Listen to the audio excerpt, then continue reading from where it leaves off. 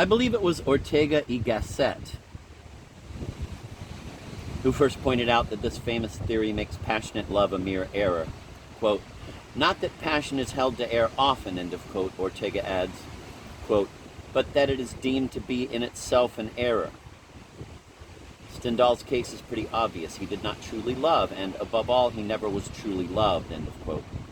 Tristan loved, Don Juan was loved, but a man who had nothing in common with the former except nostalgia, and nothing in common with the latter except inconstancy, was led to describe love as, quote, a soul sickness, end of quote, in a pure tradition of antiquity, except for his saying that in being afflicted with this sickness he felt happy. Thus, in Die l'Amour, Stendhal is a doctor studying in his own person the symptoms and progress of a malady he does not consider likely to be fatal. The whole difference between his crystallization and the idealization of Cortesia lies in this, that Stendhal is aware that there must be a decrystallization, the return to a state in which the beloved will be viewed as she actually is.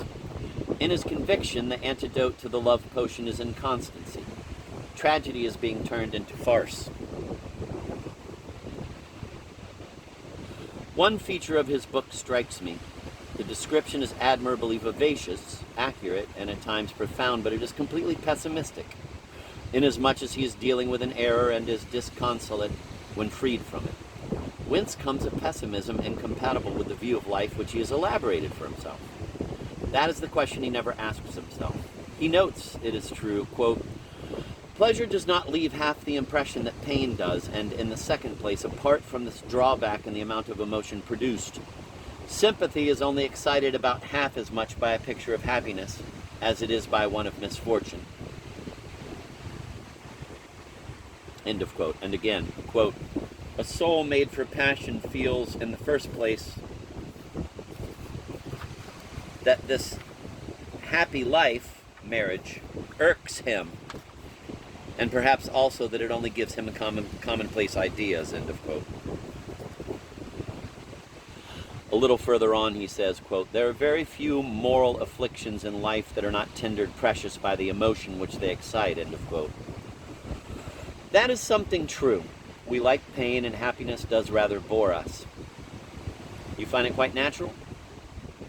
And yet a Hindu or a Chinese is astonished. A resurrected citizen of classical Greece would be none the less so.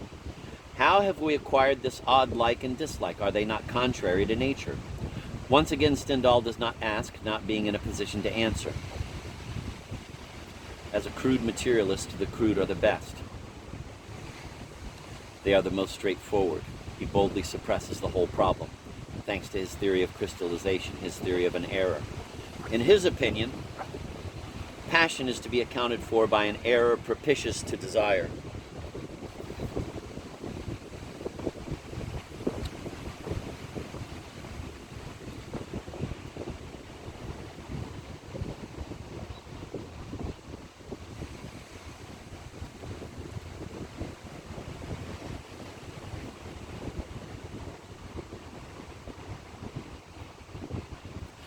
This phenomenon, he says, arises from the promptings of nature which urge us to enjoy ourselves and which drive the blood to the head. There you are. A man's faculties become clouded and they set to crystallizing. But it is not explained how instinct decides to commit the error requisite for this crafty process. I mean instinct alone left to itself. Like Ortega y Gasset, I think that Stendhal's explanation is inaccurate in the first place as regards the facts. There is one love which, far from going astray, is alone able to recognize in the beloved his or her real, though hidden virtues. Secondly, his solution seems of the verbal type. For to say that passion is an error, as it may be sometimes, does not explain how the error arises. Neither instinct nor nature is in the habit of going wrong in that way. If an error occurs, it must be due to the mind. The truth is that Stendhal fell victim to a spiritual experience that went beyond what his materialistic beliefs could cope with. Yet he was a contented victim, and that is why he did not push his inquiry further. His book, De l'Amour, really bears witness to the dread which invaded his self-analytic mind in the presence of the myth. Not that he actually wished for release from this myth, but that he had lost the clue to understanding it.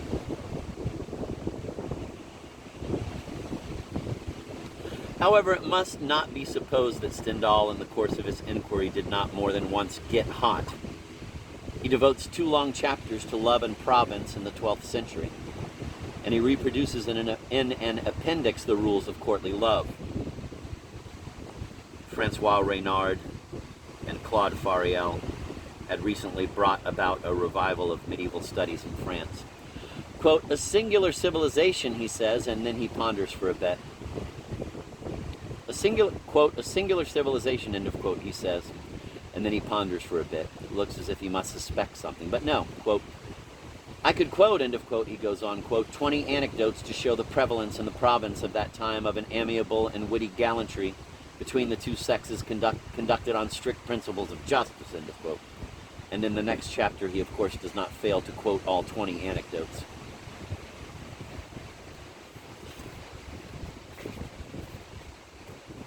Wagner, or completion.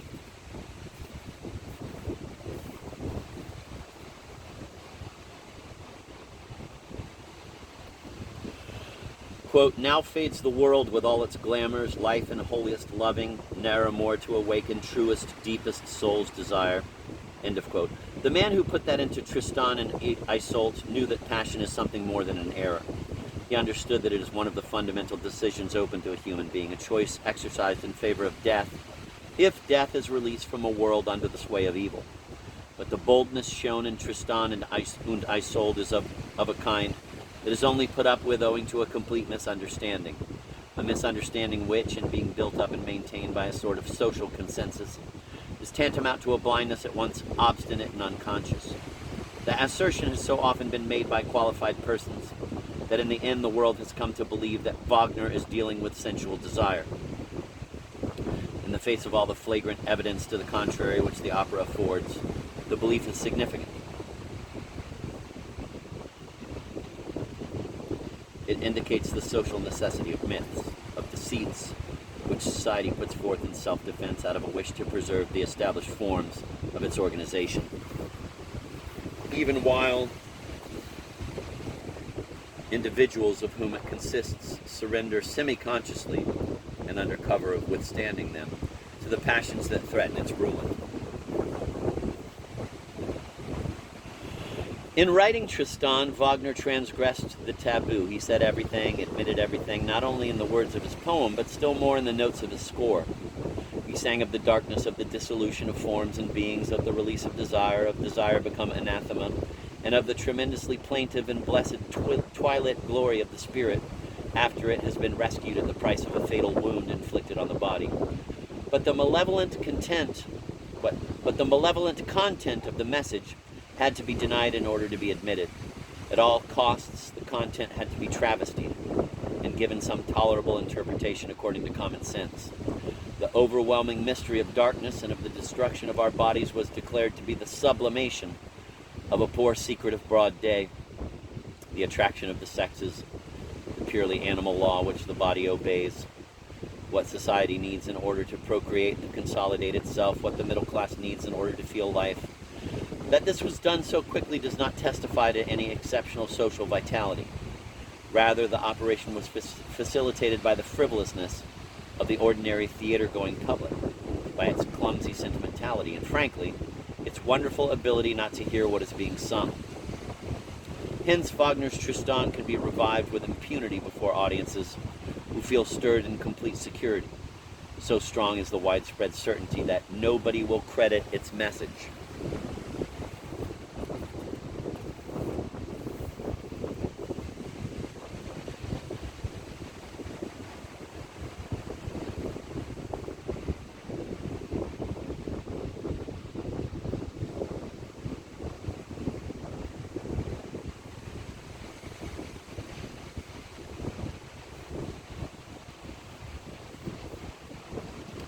The drama opens with a monumental evocation of the powers that rule the world of day, the hate and pride and the barbarous and sometimes even criminal violence of feudal honor.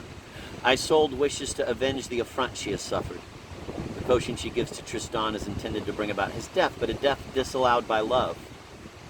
A death in accordance with the laws of day and of revenge, brutal, accidental, and devoid of mystical significance.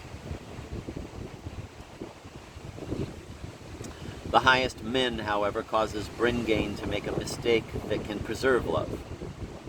For the death potion, she substitutes the drink of initiation. Hence the one embrace which conjoins Tristan and Isolde as soon as they have drunk is the solitary kiss of the Catharsis sacrament, the consolamentum of the pure. From that moment, the laws of day, hate, honor, and revenge lose all power over their hearts. The initiated pair enter the nocturnal world of ecstatic release.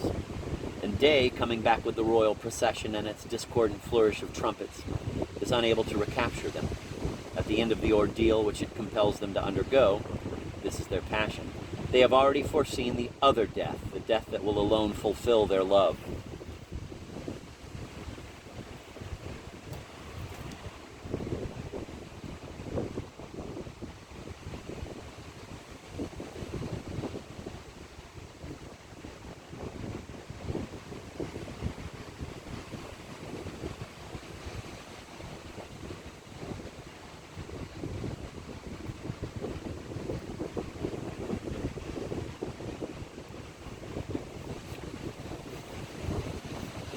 The second act is the passion song of souls imprisoned in material forms. When every obstacle has been overcome and the lovers are alone together in the dark, carnal desire still stands between them. They are together and yet they are two. The, quote, und, end of quote, of Tristan und Isolde is there to indicate their duality as creatures. Here music alone can convey the certitude and substance of their twin nostalgia for oneness. Music alone can harmonize the plaint of the two voices and make of it a single plaint in which there is already being sounded the reality of an ineffable other world of expectation. That is why the leitmotif of the love duet is already that of death.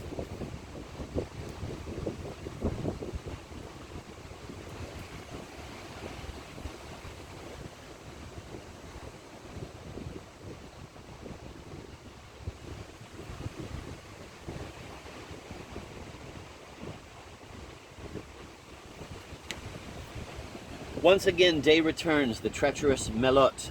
Melot is the informer, a character constantly figuring in courtly poems. The troubadours called him the Losangier.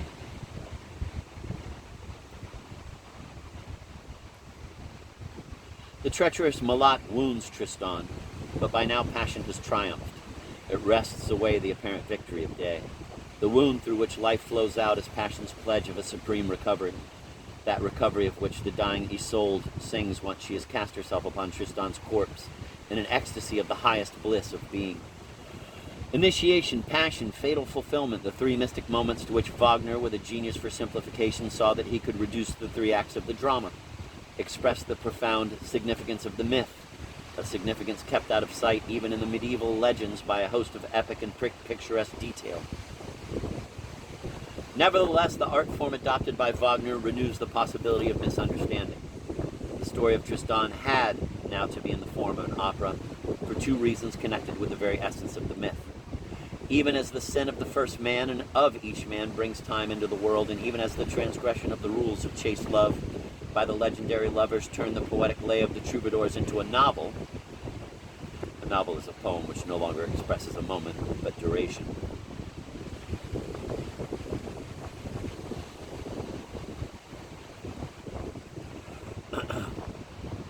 By the legendary lovers turn the poetic lay of the troubadours into a novel, so the powers of day, when brought forward in the first act, introduce struggle and duration, the elements of drama. But a play does not allow everything to be stated, for the religion of passion is, quote, in essence lyrical, end of quote. Hence, music alone is equal to conveying the transcendental interaction. The wildly contradictory and contrapuntal character of the Passion of Darkness, which is the summons to uncreated light. European music has been defined as the emotional harmony of opposites, in musical terminology, counterpoint. It is the expression of a painful duality, which, although permanent at the level of life, vanishes in the luminous grace beyond physical death. Now, a play completed by music is an opera. Hence, it is not by chance that both the Tristan myth and the Don Juan myth have received full expression only in operatic form. If Mozart and Wagner have produced the masterpieces of musical drama, It is thanks to a previous affinity that links this form of artistic expression with the subject each of them took. Music alone speaks worthily of tragedy, of whom she is mother and daughter.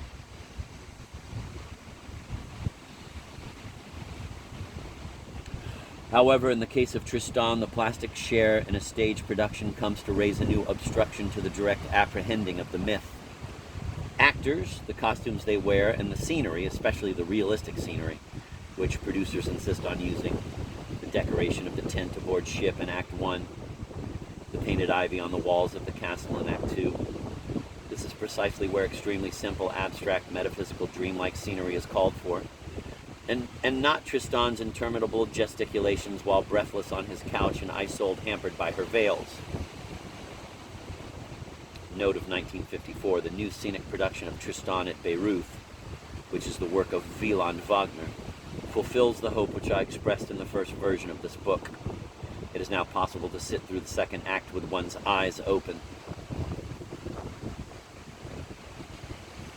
All keep attention focused on reality, demand the presence of day, and fatally contradict the profound significance of the action. So long as our eyes are fixed on the stage, we are at the mercy of terrestrial shapes, and ridiculous at that. There, all too visibly before us, are a fat woman and a mighty warrior who are both being a prey to the anguish of desire. But let us shut our eyes, and at once the play is illuminated. The orchestra describes broadly the extent of an entirely internal tragedy. The melodies in their distressing morbidity disclose a world in which carnal desire has become no more than an ultimate and impure apathy of souls in process of curing themselves of life. Only the sorrowful lighting of the third act, the yellowish obsession of the fevered, is able to give to my eyes the profound sense that the lovers are being exiled into ecstasy. Because artificial and overcrude, this lighting successfully heralds the extinction of day, and shows that dawn has already become no more than a dusk vainly intensified.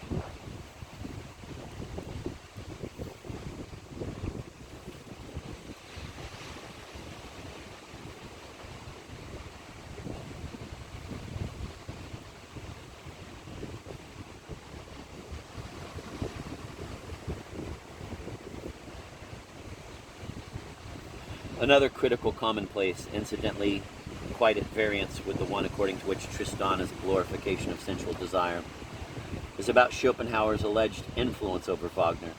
Whatever Nietzsche and even Wagner himself may have thought, it seems to me that this influence is greatly exaggerated. A composer of Wagner's caliber does not put ideas to music. No doubt he obtained out of Schopenhauer some phrases which he used in his poem and an intellectual coherence that justified his giving the action certain internal movements. That is all. And it is not of great interest. About the ascesis, the negation of the created world, the identification of sexual attraction with a will to live that clouds the understanding, all the mystical element that has rashly been called Buddhist, Wagner did not need to be taught. It is because he carried it pulsating within his own breast that he was the first to discover the evidence of it in the symbols of the Minnesänger, in the Manichaean legend of Parsifal, and underlying the Christian imagery of the Holy Grail, that sacred stone of Persians and Cathars, that cup used by Goyon, whence Goyon, meaning guide in Old French, means the furrer, who has in his custody the secrets of initiation with a divinizing voice, the Celtic divinity.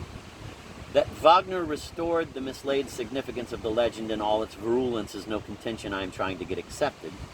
It is what the words and music of the opera amply make evident. It is through this opera that the myth was completed, but such an end bears two contradictory meanings, like most terms in the vocabulary of existence, since they are used of beings in a position to act, not of inanimate things. Completion means that a being, a myth, or a work has been fully expressed. It also means death. Hence, once completed by Wagner, the myth had lived. Vixit Tristan. And there began the era of its phantoms.